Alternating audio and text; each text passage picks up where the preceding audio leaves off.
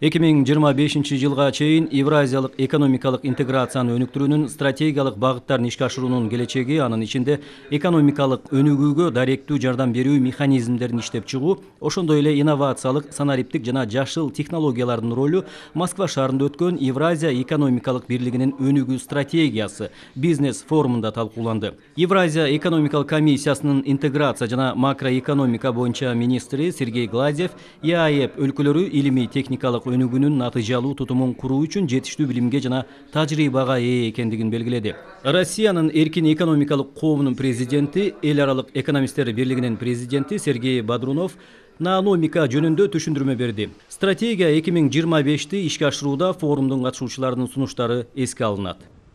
Это стратегия Союза 2025 года. Белгилүү болгондой, ЕАЭПтин 2025 жылга чейин өнүгүү стратегиясы кабыл алынган. Анда маалыматтарды жүгүртүү жөнүндө пункт бар. Маалыматтар менен иштей турган бардык чечимдер, санариптик кызматтар ачык айкын чөйрөдө жүрүшү керек.